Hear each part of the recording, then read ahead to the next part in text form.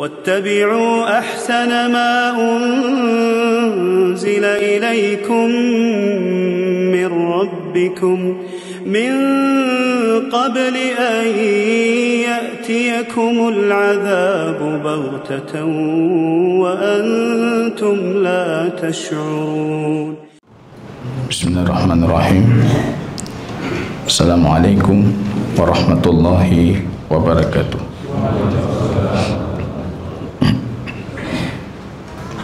Alhamdulillahi Rabbil Alamin.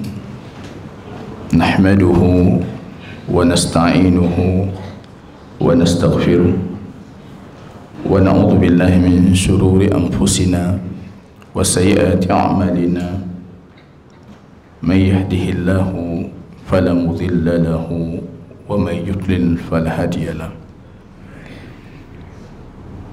Yaqul Rabbuna jalla sya'nuhu في محكم تنزيله يا أيها الذين آمنوا اتقوا الله حق تقاته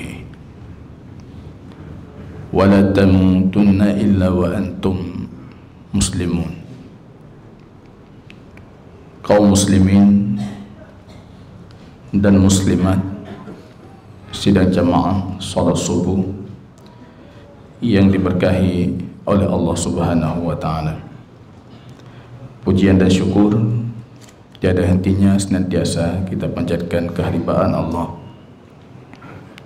atas segala taufik, hidayah, petunjuk, kesempatan, kesehatan Allah kembali berikan kepada kita, sehingga tadi kita bisa menunaikan satu faridah Allah, salat subuh secara berjamaah. Salawat dan salam kita doakan kepada Allah agar tercurahkan kepada baginda Rasul Muhammad sallallahu alaihi wasallam. Kaum muslimin rahimani wa rahimakumullah. Dalam hadis yang sering sekali saya bacakan atau saya ingatkan, mathalu ma ba'athani Allah bihi minal ilmi wal huda kamathali ghaisin asabat ardan.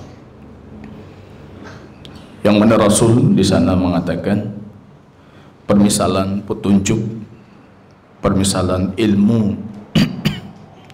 yang Allah berikan kepadaku itu bagaikan air hujan yang menimpa satu tanah, sehingga dalam kelanjutan hadisnya beragam jenis tanah. Tapi ketika tanah itu menerima ilmu dan petunjuk tersebut, atau tanah itu menerima air hujan tersebut, anbatatil kala wal ushbal kathir, dia bisa menumbuhkan, membuahkan tanaman, menumbuhkan makanan, rumputan dan lain sebagainya. Itu hakikat ilmu jamaah kaum muslimin rahimani wa rahimakumullah. Kalau sekiranya ilmu yang kita miliki tidak membuahkan, tidak menghasilkan, tidak memberikan nilai positif kepada kita, maka ilmu itu bukan dari ilmu yang bermanfaat, yang selalu kita doakan kepada Allah agar Allah berikan dan curahkan kepada kita. Al-ilmu, para ulama kita mengatakan, al-ilmu yahtifu bil amal. Ilmu itu selalu memanggil untuk diamalkan. Al-ilmu yahtifu bil amal. In istajabahu wa illa irtahal. Dia memanggil kita untuk mengamalkannya. Kalau kita mengamalkannya, ilmu itu akan terus bersemayam di dalam dada kita. Tapi ketika kita tidak mengamalkannya, irtahal, ilmu itu pergi meninggalkan kita. Kalau belajar fiqh, belajar hadis, mungkin bentuk pengamalannya itu nyata, tinggal Anda amalkan. Cara salat, cara zakat, cara ini, cara itu. Tapi ketika yang kita pelajari itu ilmu akidah, ilmu tauhid, itu pengamalannya lebih susah dibandingkan pengamalan ilmu fikih dan hadis. Karena amal itu dalam ilmu akidah itu amal qalbi, amal hati, yang susah sekali. Khasyah, ketakutan kita kepada Allah, ta'zim kita kepada Allah, tahlil kita kepada Allah, tahmid kita kepada Allah, khauf kita, raja, harapan kita kepada Allah, itu pengamalannya lebih sulit dibandingkan pengamalan ilmu fikih. Jadi selalu saya tegaskan jemaah kaum muslimin, jangan jadikan ilmu akidah ini sebatas teori untuk membantah orang di luar, untuk menjawab syubhat orang, tapi bagi diri kita sendiri ilmu itu tidak bermanfaat. Yang seharusnya pembelajaran kita tentang tauhid rububiyah saja, materi itu saja, berapa ilmu yang bisa kita amalkan dari materi tauhid rububiyah, apa efek positif yang bisa kita miliki dengan keimanan kita terhadap tauhid rububiyah. Itu besar sekali, itu faedahnya besar sekali, samaratnya, buah dari tauhid rububiyah itu besar sekali. Ketika anda yakin dengan haqqul yakin, dalam hadis Rasul mengatakan wal yakinu al imanu kulluhu, yakin itulah iman seluruhnya. Yakin itu adalah iman seluruhnya. Ketika anda yakin terhadap rububiyah Allah, berapa dari buah keyakinan itu yang kita dapatkan? Luar biasa banyak. Anda yakin Allah Al-Khaliq, pencipta, artinya anda langsung sadar kalau anda itu cuma sebatas makhluk. Anda yakin Allah itu Razik, pemberi rizki. Anda yakin Allah pemberi rizki, jadi anda juga yakin kalau anda itu cuma sebatas marzuk, yang diberikan rizki. Anda yakin Allah itu mutasarrif, yang mengatur segalanya, tidak luput, muhitu bi kulli syai', tidak luput dalam ilmunya sekecil apapun. Berapa banyak dari ketenangan yang kita dapatkan dengan keyakinan kita terhadap tauhid rububiyah. Itu yang kita harapkan. Jangan sebatas tauhid rububiyah ini bisa menjawab syubhat orang di luar. Ibu salah tanya dengan tauhid kitanya, oh kata oh bantah. Bukan itu. Itu untuk apa? Itu bahkan bukan tugas kita barangkali. Tapi tugas kita dengan meyakini tauhid rububiyah, pengamalannya itu betul-betul bisa kita amalkan. Amal qalbi, amal hati, itu efeknya besar. Beriman terhadap takdir Allah itu bagian dari keimanan terhadap tauhid rububiyah. Beriman terhadap takdir itu, coba lihat misalnya berapa banyak faedah dari belajar ilmu takdir ataupun dari beriman terhadap takdir. Itu sebenarnya bagian kecil dari buah keimanan kita terhadap tauhid rububiyah. Kalau tauhid rububiyah ini selesai, maka tauhid yang lain seperti kita sebutkan pada pertemuan sebelumnya itu juga akan selesai. Uluhiyahnya, asma dan sifatnya. Masalah banyak kaum muslimin itu di tauhid rububiyah. Walaupun dalam catatan kita tauhid rububiyah ini tidak pernah diperselisihkan, tapi dalam pengamalannya itu masih mayoritas kaum muslimin itu dipertanyakan, termasuk kita. Allah mutasarrif, pemberi rizki, pengatur, pengayom, yang menyembuhkan ketika kita sakit, tempat kita bertawakal, Allah segalanya. Makanya di antara maqamat, kondisi ataupun posisi kapan kita bertauhid rububiyah, kalau kita buka surah Al-Fatihah, itu posisi alhamdulillah Rabb, tauhid rububiyah, Rabbul alamin. posisi pemujaan. Kita pada pertemuan yang lalu menyampaikan alhamdu itu bukan sebatas memuji, tapi memuji yang diikuti dengan cinta dan diikuti dengan ta'zim, pengagungan. Banyak yang kita puji di luar tapi tidak ada cinta. Bahkan kadang-kala kita puji dalam kondisi benci. Banyak yang kita puji cinta tapi kita tidak ada pengagungan, ta'zim. Tapi Allah itu dipuji dalam kondisi cinta dan ta'zim. Kenapa dipuji? Karena Allah itu Rabbul Alamin. Kalau kita buka Quran kembali, tauhid rububiyah ini jadi media pujian, jadi media kita berdoa. Coba buka Quran itu, lihat nanti doa para nabi itu hampir semuanya dimulai dengan Rabb. Rabbi, Rabbi, Rabbana, Rabbi, Rabbana. Doa Nabi Nuh dalam Quran surat Nuh, Rabbi. Doa Nabi Ibrahim, doa Nabi Lut, itu semuanya hampir Rabb, Rabb, Rabb, Rabb. Tauhid rububiyah itu selain media pujian, itu juga media yang kita gunakan dalam kondisi berdoa. Karena itu lebih sesuai dibandingkan Allahumma. Kalau Allahumma itu uluhiyah. Karena doa itu ada harapan dikabulkan. Siapa yang mampu mewujudkan apa yang kita mohon?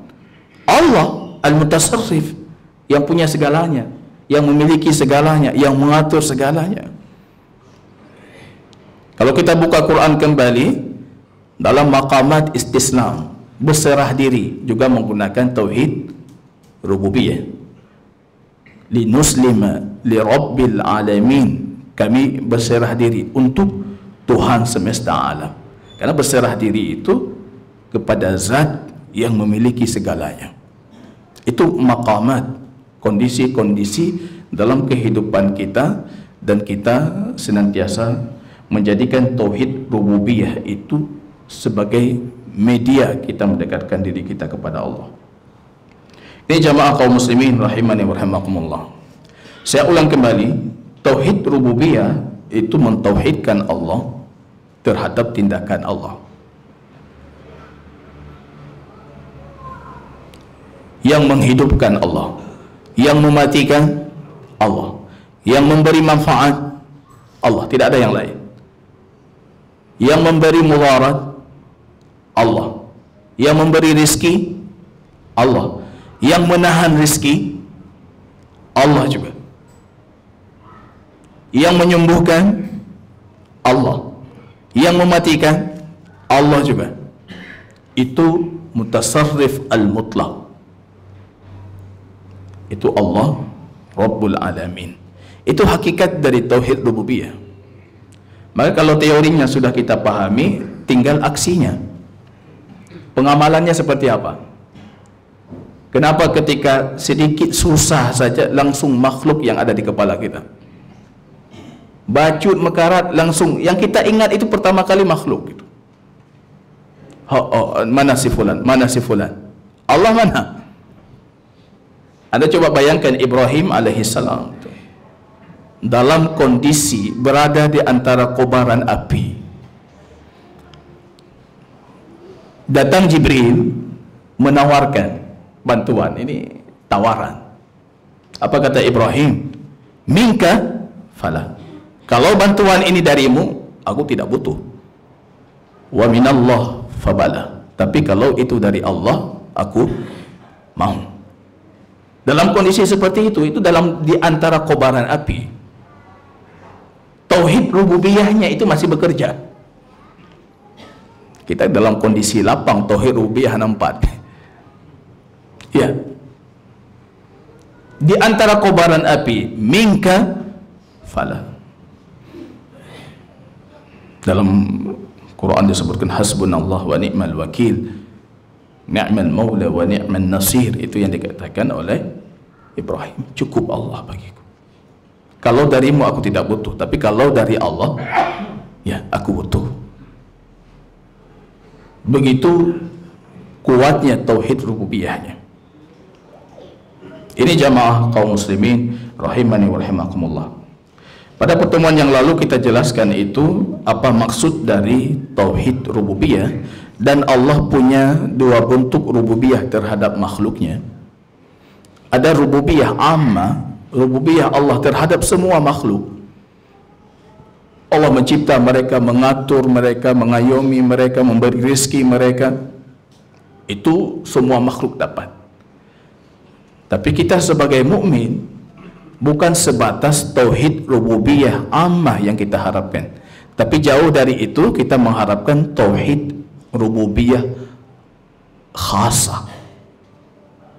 Kalau yang lain dikasih rezeki, kita maunya dikasih rezeki plus berkahnya. Yang lain dikasih ilmu, kita maunya dikasih ilmu plus aksi dari ilmunya. Ilmu itu mendekatkan kita kepada Allah. Yang lain dikasih umur, kita maunya dikasih umur plus berkah ilmunya, berkah umurnya. Ini yang didapatkan oleh pengarang kitab kita, Syekh Hafidh Al-Hakami. Umur 35 tahun, meninggalkan hampir 40 sekian karya tulis.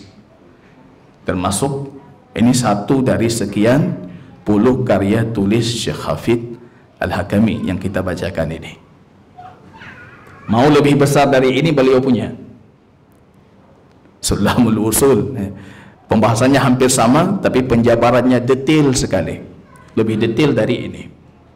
Pembahasannya hampir sama, tapi bukan bentuk tanya jawab, cuma penjabarannya jauh lebih detail.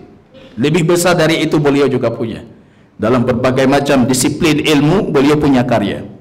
Beliau tinggalkan untuk umat, padahal dalam biografinya tidak dikenal pernah mengayomi bahkan pendidikan dasar. SD pun tidak sekolah beliau.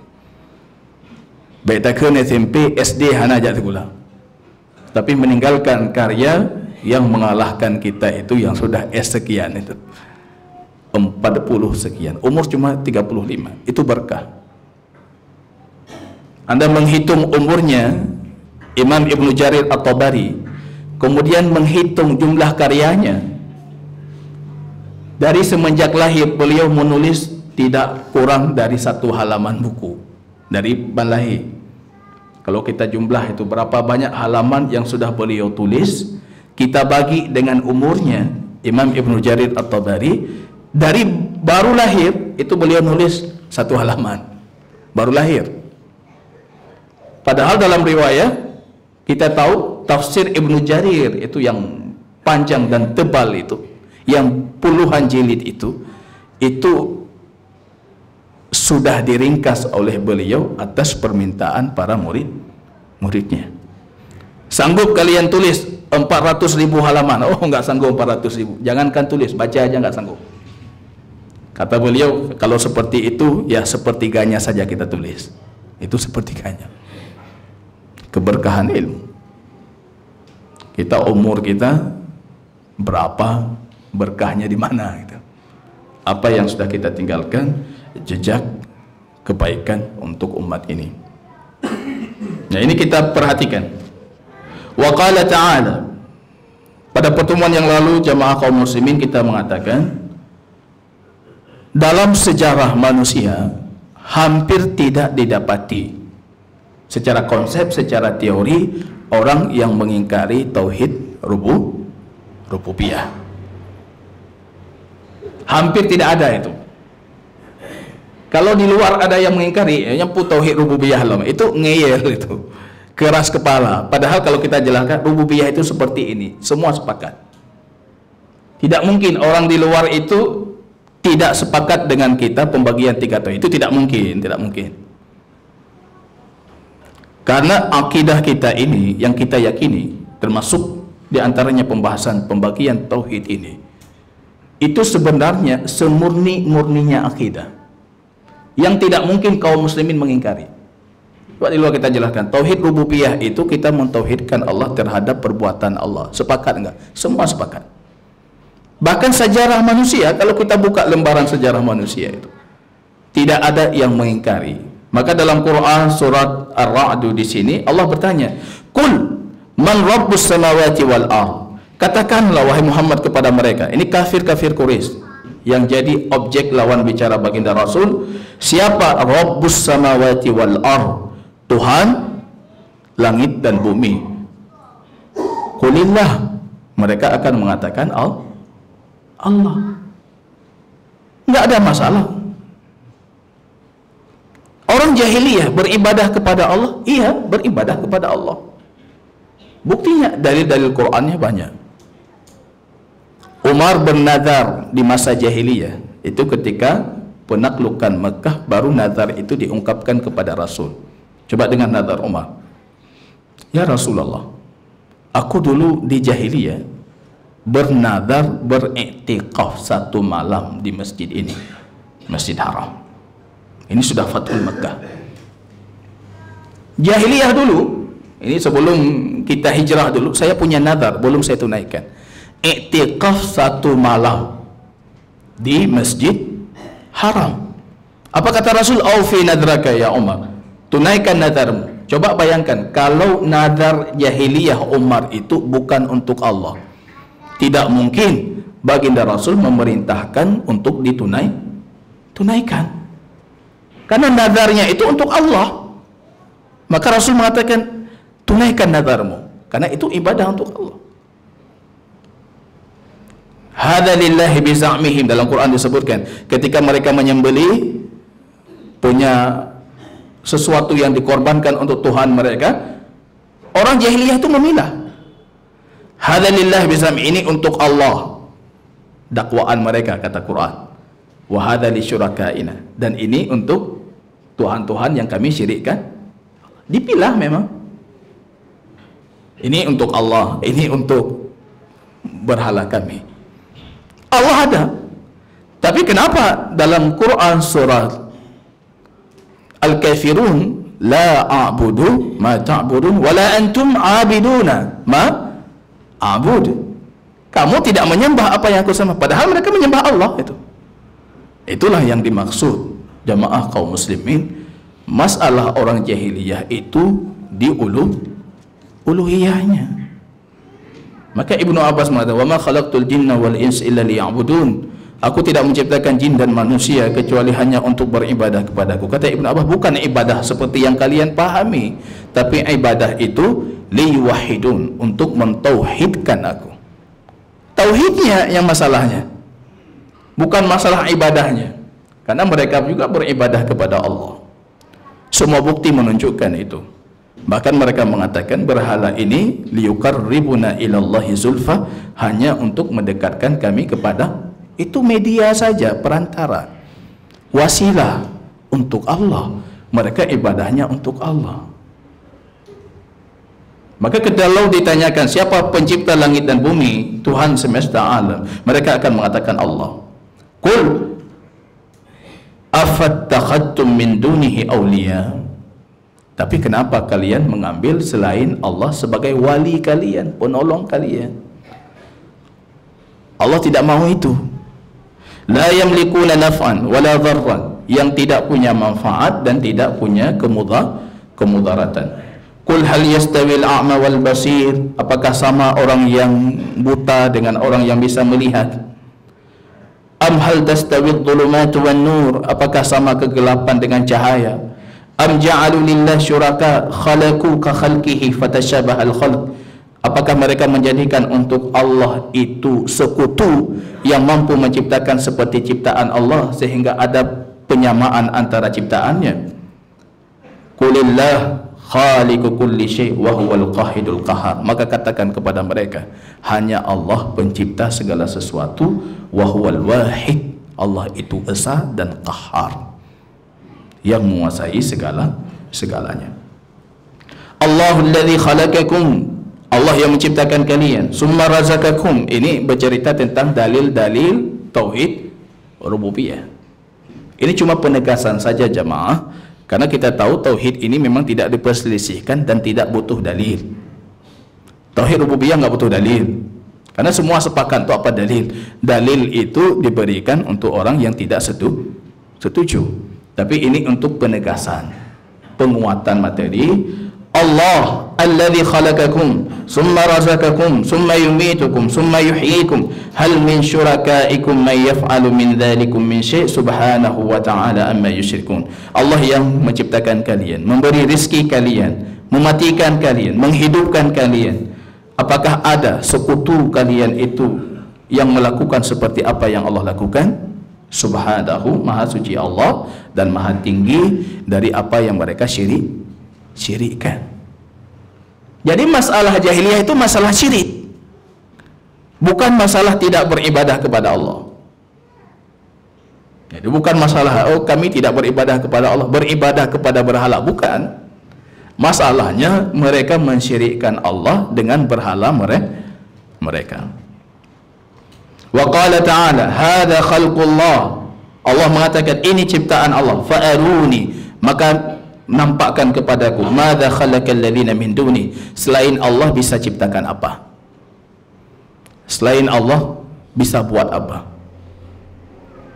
Ini sebenarnya ini bukti dan barahin, ini dalil-dalil menguatkan tauhid rububiyah terhadap Allah semata. Am khuliqu min ghairi syai'in am humul khaliqun am khalaqus samawati wal ard bal la yuqinun. Apakah kalian diciptakan itu diciptakan dari sesuatu yang tidak ada ataupun kalian sendiri yang menciptakan? Ya, pasti jawabannya kita bukan yang menciptakan, justru kita diciptakan. Am khalaqus samawati wal ard, kalau kalian diciptakan, bagaimana mungkin kalian bisa menciptakan langit dan bumi? Bal la yuqinun, tapi kalian itu tidak yakin. Kita saja diciptakan, bagaimana bisa kita menciptakan langit dan bumi? Wa qala ta'ala Rabbus samawati wal ard wa ma bainahuma fa'budhu wastabir li'ibadatihi. Ini satu kondisi lain lagi, kondisi ibadah dengan menggunakan media tauhid rububiyah. Tuhan langit dan bumi, wa ma bainahuma, dan antara keduanya, fa'budhu. Kalau kalian yakini Allah itu pencipta langit dan bumi, maka ibadahlah kepadanya. Maka kemarin kita mengatakan tauhid rububiyah itu asas dasar tauhid uluhiyah. Orang tinggal dipaksa sedikit lagi, itu yang dilakukan oleh Rasul. Kalian meyakini rububiyah, keyakinan terhadap rububiyah mengharuskan meyakini uluhiyah. Paksa dikit lagi. Kalau kalian meyakini Allah pencipta, Allah segalanya, sekarang tunjukkan ibadah kalian hanya untuk yang kalian yakini bisa melakukan segalanya, Allah. Maka dalam ayat ini 3 tauhid disebutkan ini. Rabbus samawati wal ard wa ma bainahuma, ini tauhid rububiyah. Fa'budhu wastabir li'ibadatihi, maka sembahlah dia dan sabarlah dalam ibadahmu. Ini tauhid uluhiyah. Hal ta'lamu lahu samiyya, apakah kalian tahu untuknya nama yang layak? Itu tauhid asma dan sifat. Luar ya, kalau Wahabi hana dalil. Ini satu ayat saja itu menjawab 3 dalil. Mana dalil rububiyah, mana dalil uluhiyah, mana dalil asma dan ini ayat satu aja. Kalau mau seluruh isi Quran, itu sebenarnya semua tauhid di seluruh isi Quran itu. Ini satu ayat saja. Quran surat Maryam 65 ini sudah menjabarkan 3 jenis tauhid. Laisa kamislihi syai'un, tidak ada yang sama dengannya. Ini ayat yang nanti akan jadi ayat yang akan sering kita ulangi dari pembahasan minggu depan. Minggu depan kita akan berbicara tentang tauhid asma dan sifat. Itu panjang pembahasannya. Maka saya minta minggu depan itu disiapkan ini papan tulis, ya, alat tulis, karena pembahasan asma dan sifat itu harus selesai dengan kitab ini, harus kelar. Artinya cukup kitab ini memandu kita untuk memahami tauhid asma dan sifat. Laisa kamislihi syai'un, tidak ada yang sama dengannya. Wa huwa samiul basir, dan dia itu maha mendengar dan maha melihat. Wa qulil hamdulillah lam yattakhid walada. Katakan pujian alhamdu itu untuk Allah yang tidak pernah mengambil untuk dirinya anak. Wa lam yakun lahu syarikun fil mulki, dan dia tidak punya sekutu dalam kekuasaannya. Rabb itu diantara artinya al-malik, yang memiliki, yang menguasai. Al-mutasarrif, yang mengatur, mengayomi. As-sayyid, pemuka. Yang pertama itu arti dari kata Rabb. Al-qayyim, al-qaimun bisyai, al-qayyim. Ya, kalau misalnya kita masjid ini ada qayyimnya, itu diantara arti Rabb secara bahasa. Qayyim masjid apa? Yang mengatur jadwal kebersihannya, mengatur BKM masjid, itu qayyimul masjid. Kita punya imam yang bernama Imam Ibnul Qayyim. Qayyim itu karena bapaknya itu, kalau bahasa kita, ketua BKM masjid lah. Ibnul Qayyim, Qayyim. Al-Qayyim itu diantara arti dari Rabb. Yang Qayyim alam semesta ini siapa? Allah. Kita pernah dulu membahas tentang Sufiyah. Dalam Sufiyah itu wali-wali Allah itu bertingkat-tingkat dia. Ada wali paling tinggi, itu namanya wali kutub.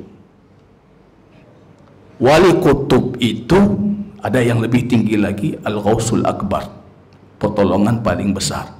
Itu posisinya itu sudah seperti posisi Tuhan Rabbul Alamin. Kalau wali kutub itu ada batasannya. Misalnya satu bumi ini ada 4 wali kutub. Di utara 1, selatan 1. Itu yang mengatur segalanya. Rizki yang di bawah kekuasaannya itu yang mengatur. Ini bermasalah dengan rububiyah? Tidak bermasalah dengan rububiyah. Walaupun secara konsep mereka mengatakan nggak ada masalah dengan rububiyah. Tapi kenyataannya, keyakinan seperti itu lawan dari tauhid rububiyah. Wali kutub itu mengatur, punya belahan tersendiri. Bumi udah dibagi-bagi, bagi 4 wali kutub, sana 1, sini 1. Anda, masalah Anda itu dengan wali kutub itu. Kalau mau yang lebih besar, Al-Ghausul Akbar. Mau yang lebih kecil, nanti ada turunan wali di bawah, turunan wali. Bahkan ada wali yang biasa berada dalam majlis seperti kita ini, wali-wali standar. Tapi mau naik tingkat ada level-levelnya. Mereka meyakini rububiyah yang seharusnya itu milik Allah, tapi diberikan untuk makhluk. Itu bukan tidak ada dalam kitab kita disebutkan. Meyakini itu, meyakini. Padahal kita sudah mengatakan al-mutasarrif mutlak itu Allah, pengatur segalanya Allah, pemberi manfaat Allah, yang mendatang kemudaratan juga Allah. Dan ayat-ayat yang lain itu kita perhatikan, ini semuanya menguatkan tentang rububiyah. Bahkan para ulama mengatakan, Anda kalau buka Al-Quran tidak selang 3 ayat kecuali di situ ada tauhid rububiyah. Tadi kita salat, itu bacaan imam rakaat pertama banyak tauhid rububiyah. Rakaat kedua saya tunggu lagi, rupanya banyak juga tauhid rububiyah. Tidak pernah kita salat tidak disebutkan tauhid rububiyah dalam bacaan imam. Ada itu, diulang-ulang terus. Maka dalilnya banyak sekali. Ini jamaah kaum muslimin rahimani wa rahimakumullah. Soal al-khamsun, soal yang ke-50. Ma dhiddu tauhid rububiyah. Apa lawan dari tauhid rububiyah?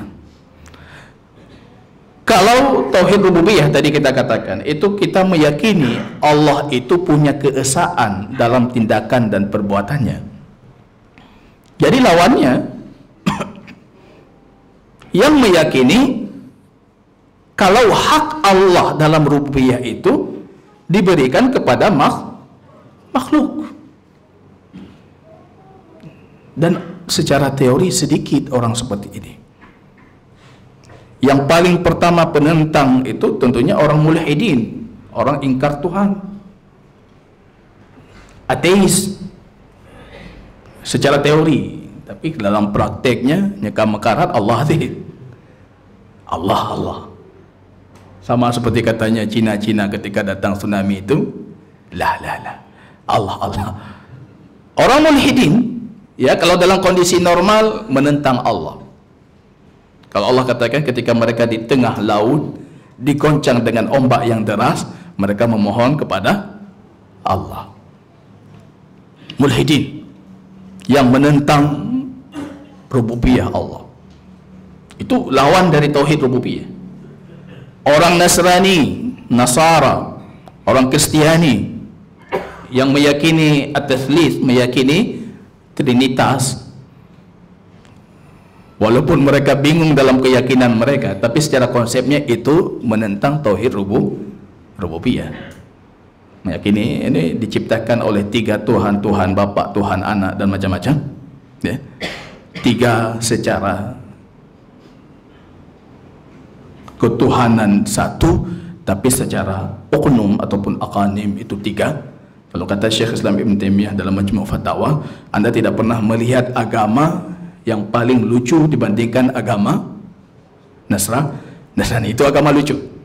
Kata beliau, kalau Anda kumpulkan, panggil orang Kristiani, anaknya dipanggil, istrinya dipanggil, suaminya dipanggil. Coba, menurut suami, bagaimana Tuhan dalam agama kalian? Satu versi, tunggu penjelasan anak, itu versi lain. Tunggu penjelasan istri, versi lain. 3 anggota keluarga, 3 punya versi tentang ketuhanan. Kenapa demikian, kata beliau? Karena memang orang yang merumuskan konsep trinitas itu, dia sendiri tidak meyakininya. Ngedrogah na yakin, ngepurnogah belum, makin tambah tidak yakin. Anda dapatkan orang Nasrani, kata beliau, itu agama paling mudzabdzabin, paling tidak jelas. Babu bengih ini, paling tidak jelas, mudzabdzabin. Kalau Anda panggil 3 anggota keluarga, kata Syekhul Islam, itu 3-3-nya tentang Tuhan punya versi yang berbeda. Tapi lucunya hari ini kaum muslimin demikian juga. Kita panggil 3 muslim, 3 versi tentang Tuhan. Nah di mana-mana, nah di sini, nah di sini. Akhirnya hampir sama kita. Faliyadzubillah itu. Orang mulhidin itu lawan rububiyah. Orang Nasrani lawan rububiyah. Kalau kita buka dalam sekte dan agama itu ada Manawiyah, Majus, orang Majusi. Majusi itu banyak sekali firqahnya, nanti sekterian dalam agama Majus banyak. Ada yang Majus asli, mereka meyakini 2 Tuhan, Tuhan Dhalam dan Tuhan An-Nur, Tuhan cahaya dan Tuhan kegelapan.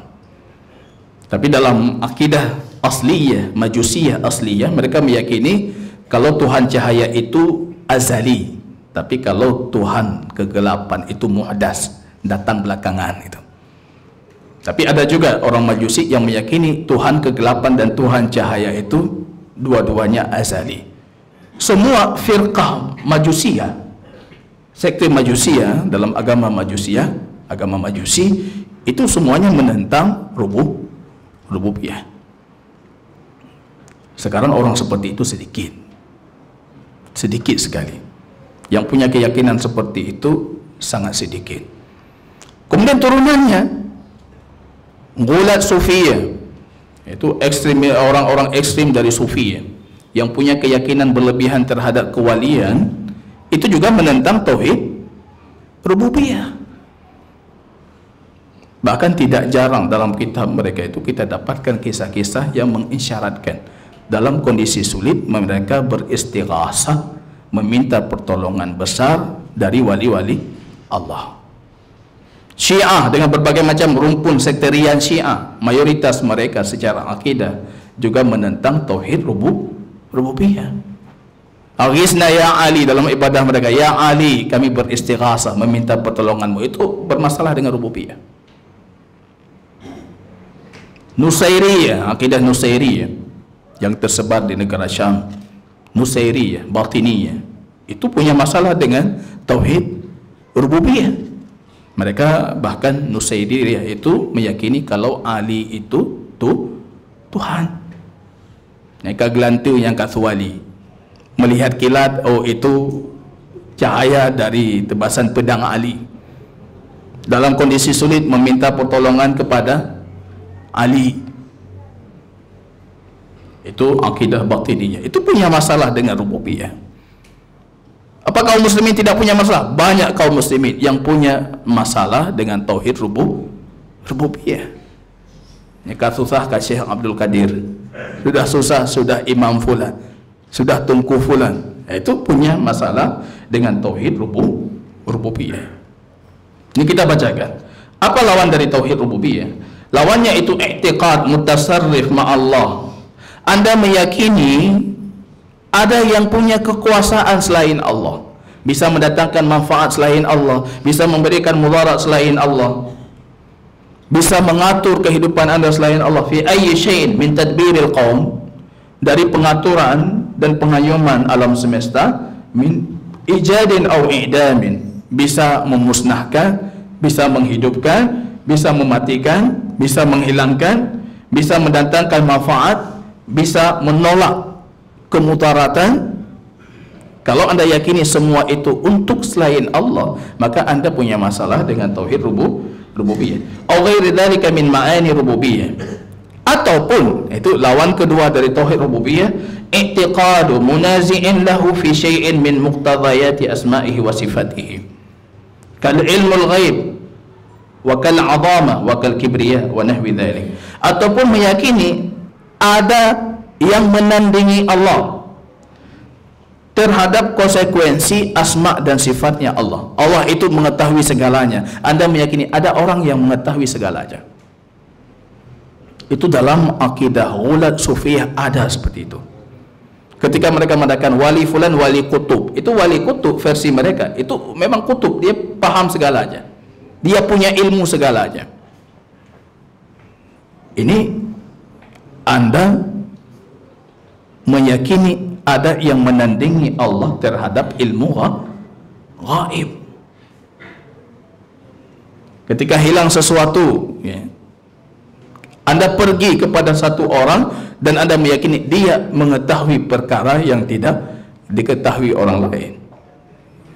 Laisa minna man takahhana aw tukuhina aw sahara aw suhira. Bukan dari kami orang yang takahan, yang berdukun atau yang pergi kepada dukun. Itu punya masalah dengan tauhid rububiyah. Ilmu gaib wakal azamah, ataupun Anda mendakwakan Anda yang ada yang lebih agung, punya sifat keagungan seperti Tuhan, Anda punya masalah juga. Au kibriya, ada yang berhak untuk sombong seperti Tuhan, Anda juga punya masalah dengan tauhid rububiyah. Rububiyah Allah bukan sebatas rububiyah kauni, tapi juga rububiyah syar'i. Kalau Anda meyakini ada yang menurunkan hukum selain Allah, Anda juga punya masalah dengan tauhid rububiyah. Karena Allah punya rububiyah syar'iyyah. Hukum-hukum semuanya itu sudah Allah tetapkan. Anda meyakini ada yang bisa menetapkan hukum selain Allah, itu punya masalah dengan rububiyah. Qala Allah Ta'ala ma yaftahillahu linnas min rahmatin fala mumsika laha. Kalau Allah sudah membuka rahmatnya untuk manusia, maka tidak ada yang bisa menahannya. Wa ma yumsik fala mursila lahu. Kalau Allah sudah menahannya, maka tidak ada yang bisa membukanya. Coba jemaah kaum muslimin, kalau ini kita yakini hidup kita adem, nyaman sekali, tenang, santai sekali,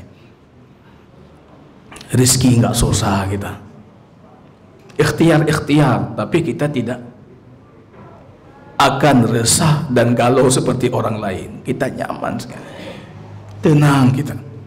Kalau Allah tahan, ya itu tertahan. Kalau Allah buka, itu akan terbuka. Walaupun semua makhluk akan menahannya, itu tidak mampu. Ya ayuhan nas, uzkuru ni'matallah alaikum. Wahai manusia, ingatlah nikmat Tuhanmu kepada kalian. Hal min khaliqin ghairullah yarzuqukum minas sama'i wal ard. Apakah kalian punya Tuhan, punya pencipta selain Allah yang memberikan rezeki kepada kalian dari langit dan bumi? Al-ayat. Wa qala ta'ala wa iyyamsaskallahu bidhurrin fala kashifa lahu. Kalau Allah sudah menetapkan untukmu kemudaratan, maka tidak ada yang bisa menyingkap kemudaratan itu. Allah yang memberikan kamu sakit, maka kamu itu tidak ada yang bisa menyembuhkanmu selain Allah. Illa hu, kecuali hanya dia. Wa iyyurid ka bi khairin fala raddan li fadlihi. Kalau Allah inginkan kebaikan untukmu, maka tidak ada yang bisa menolaknya. Itu ketetapan azali, ketetapan mutlak dari mutasarrif al-mutlak Allah. Qul afara'aytum ma tad'una min dunillah in aradani Allah bi dhurrin hal hunna kashifatu dhurrihi aw aradani bi rahmatin hal hunna mumsikatu rahmati qul hasbani Allahu alaihi yatawakkalul mutawakkilun. Maka coba perhatikan apa yang kalian dakwakan ataupun yang kalian mohon kepada selain Allah. Kalau sekiranya Allah menginginkan untukku itu kemudaratan, apakah ada yang bisa menyingkap kemudaratan itu? Ataupun Allah menginginkan untukku rahmat, apakah ada yang bisa menahan rahmat itu dariku? Maka tidak ada. Nah, itu rububiyah Allah al-mutlaqah itu. Wa qala tabaraka wa ta'ala wa indahu mafatihul ghaibi la ya'lamuha illahu. Dan Allah itu yang punya kunci-kunci ilmu gaib yang tidak diketahui oleh seorang pun selainnya. Mendakwakan orang punya ilmu gaib itu bagian daripada lawan tauhid rububiyah. Wa qala ta'ala qul la ya'lamu man fis samawati wal ard al ghaiba illa Allah. Tidak ada di kolong langit dan bumi ini yang mengetahui gaib itu selain Allah. Wala yuhituna bi syai'in min ilmihi illa bima syaa. Tidak ada seorang pun yang bisa meliputi ilmu Allah kecuali apa yang Dia kehendaki dari ilmunya yang Allah singkapkan kepada kita. Wa qala an-nabiy sallallahu alaihi wasallam yaqulu Allah taala, hadisnya hadis kursi, Allah berfirman, al-'azamah izari wal kibriya'u ridai faman naza'ani wahidan minhuma asqantuhu nari. Keagungan itu kainku, sarungku, dan kesombongan itu bajuku, jubahku, kata Allah. Siapa yang ingin mengambil dua itu dariku, maka aku akan menjadikan dia dari ahli nerakaku. Jadi yang sombong mengambil kesombongan Allah, yang mengambil keagungan Allah, ataupun mendakwakan dia punya keagungan seperti Allah, dia patut menyombongkan dirinya seperti Allah, maka aku akan, kata Allah dalam hadis kursi tadi, akan menjadikan mereka itu mendiami nerakanya Allah. Wa huwa fi sahih, dan hadis ini di dalam kitab sahih. Ya, ini kalau kita perhatikan, ini lawan dari tauhid rububiyah. Aksinya yang kita butuhkan. Keimanan kita terhadap tauhid ini apa buahnya? Apa yang sudah kita rasakan? Masih sama dengan sebelumnya, sebelum kita mempelajari tauhid rububiyah. Artinya ilmu ini belum memberikan buah dan manfaat untuk kita. Ini jamaah kaum muslimin rahimani wa rahimakumullah, kalau kita lihat soal 51 itu sudah bercerita tentang tauhid asma dan sifat. Kalau kita membuka kitabnya tauhid asma dan sifat itu pembahasannya panjang sekali, itu sampai ke pertanyaan sekian, hampir 20 pertanyaan tentang tauhid asma dan sifat. Saya rasa apa yang disimpulkan rangkuman Syekh Hafidz Al-Hakami dalam kitab ini itu sudah sangat cukup. Sudah sangat cukup untuk menguatkan kita, memberikan kita keyakinan terhadap akidah asma dan sifat ini. Subhanakallahumma bihamdika asyhadu an la ilaha illa anta astaghfiruka wa atubu ilaik. Assalamualaikum warahmatullahi wabarakatuh.